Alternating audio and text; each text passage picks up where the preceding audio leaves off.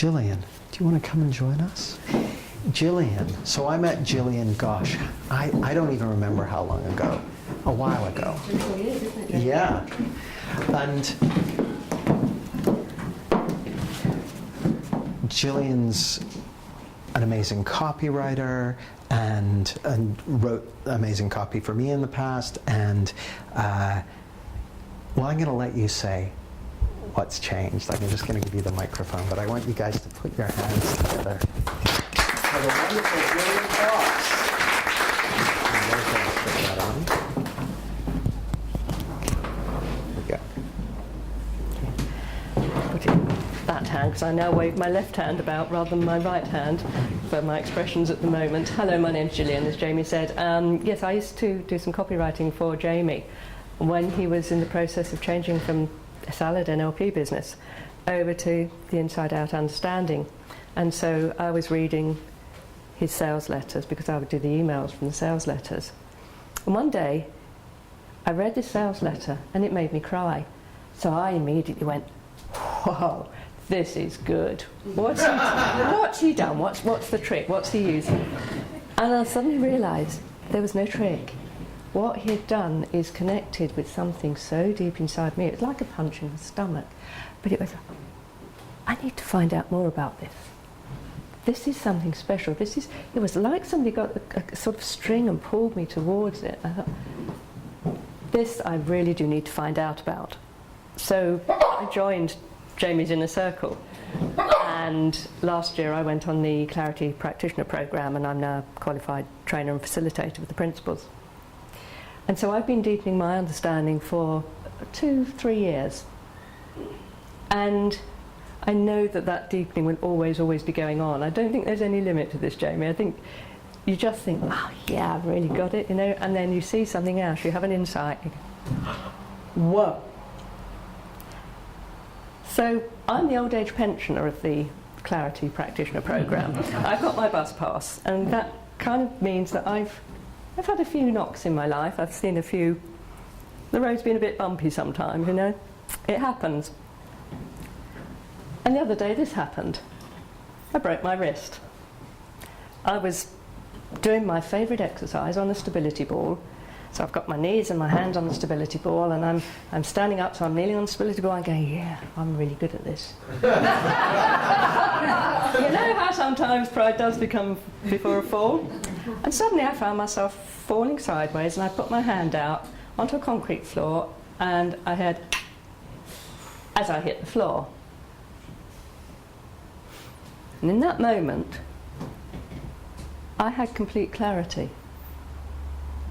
I had no thoughts about, oh my God, look what I've just done, this is going to be terrible, this is going to be painful, what am I going to do, you know, blah, blah. Nothing. All I had was sitting on the floor going, oh, okay. To use Kathy Casey's words, oh well.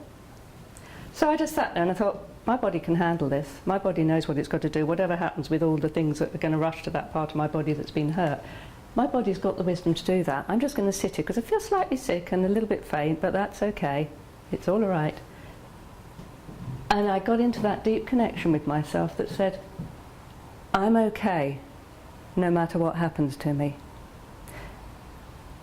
Now I've been grasping at this, and I've had little pinpricks of insight into this deep understanding of, I'm okay no matter what. We're all okay no matter what. But I just suddenly knew my body my body was hurt, but me inside, that deep soul connection, whatever you like, I'm okay. So I thought, right, it's going to be all right. Next minute, the lady next to me is a physiotherapist. She comes running over and says, can I have a look at your wrist? So she prods and pokes at it and says, you need to go to hospital now. Okay. The guy at the other side of the room says, I'll drive you, I know where the local hospital is. So he drives me to the local hospital. I'm looked after by two lovely, delightful ladies who say, really sorry, the X-ray department closed at 8 o'clock. By now it's 9 o'clock in the evening. You're going to have to go to John Radcliffe. Oh, that's okay. I'll phone a friend. And it was kind of like I was just letting the whole thing unfold, and I'm still really not thinking too much about it. And another thing, I was not in pain. No, they were all rushing around saying, "Oh, you must have paracetamol, you're all right, you must be in a lot of pain." I'm going, no, I'm fine, I'm okay. They did make a very sensible suggestion and say, might be a good idea if you took the paracetamols, because they're probably going to do some manipulation when you get to the JR, and that could be a little bit uncomfortable. I thought, yeah, that computes, I'll have a couple of paracetamols. Anyway, so my friends turn up, we go off the JR, and you go through that process, don't you? Go through the X-ray, then you go and see the doctor. And I'm still not hurting. I'm sort of thinking, interesting. I'm sure paracetamol have kicked in, whatever. So I go and see the doctor, and he explains what he's going to do, because my wrist is kind of off to, or my hand is off to one side, looking a bit ugly. And he said, we need to straighten this, we need to manipulate this. What I'm going to do is I'm going to give you an injection. It'll go straight into your bloodstream, and I'm going to manipulate your hand and your wrist. Yep, makes sense. So I'm on the couch, and he comes along, and he gives me this injection. He's looking at me, so I just shut my eyes. Okay. He says, are you meditating? That's not helpful when you're in a nice. So I said, yeah, I'm in a nice space. It's okay. You just get on with what you're doing. So next minute, the nurse comes rushing in. I've got the gas and air. You're going to need the gas and air. And I go, I don't think so. But, I'm feeling no pain. Whatever he's giving me in my arm, that's fine. So he's doing whatever he's doing. And I kind of wrinkle my nose once. Nurse kept saying, gas and air, gas. Anyway, so I opened my eyes. He said, there we are. I put temporary plaster on. And the nurse looked at me and said, you have got to be the most chilled out person we have ever had in this hospital when this has been done. She went, I'm not in pain, I'm fine, it's all okay.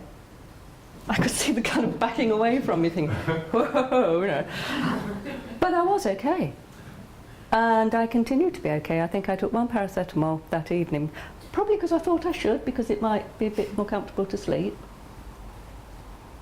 And that to me was just a huge insight to the fact that we have wisdom. Our bodies know what to do, our minds know what to do, we're connected. I'd had a lovely kind of connection with those people in the hospital.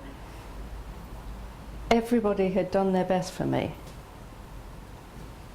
because it was just flowing. The whole energy thing was just flowing. And I'm still okay about this. It's a bit of a nuisance, but I had to cancel my holiday. I was driving up to Suffolk the next day, in fact, 4-hour drive. That's not going to happen. Oh well, it can be handled. I had my doubts about the fact that I'm going to Lanzarote. Oh well. In fact, I can go. I've checked with British Airways. I can fly with a cast, so that's okay. Oh well, if it hadn't been it. Circumstances outside us, they can neither harm us or they can neither help us. It's what the thoughts that we have about them, they're transient anyway. Nothing out there can hurt us, nothing out there can help us, because there is nothing out there. And I really have seen that so clearly with this. And I lost my mum just before Christmas. She died of pneumonia. She'd had dementia for 10 years. So I kind of, in a way, have been saying goodbye to her for 10 years. But those last few days, I spent a lot of time with her, just sitting by her bedside. And she did that thing that often people that are dying do. The nurses came in to give her a wash, so I just popped outside and had a quick cup of tea. The nurses came out. I went back in, and she'd gone from that stage of distress into that beautiful, peaceful place that people have just before they pass. So I just sat with her, and I knew she was okay. I knew that she was going to change her energy form. Her body had had enough. And she passed very quietly, very peacefully, and I just sat with her, and I had a nurse with me. I just said to her, it's okay, Mummy, time to relax, time to have a little rest now. It's okay. Yes, I was sad. But I'm not sad now, because I know she's, whatever sort of energy it is, she's okay. I miss having that physicality of her around, but I'm okay with that. And that's what's available to all of us with this. It is so deep, so powerful. The connection is always there, it's never broken. Things just, they change their energy. physicists tell us things change energy. Whether we believe in an afterlife or anything like that, it's fine. We're always connected. We're all connected. We may think we're not. But at the end of the day, we're all okay. And that's what I've got from this understanding in these few years. And that's just the tip of the iceberg, I reckon. There's loads more to go. So bring it on, yeah?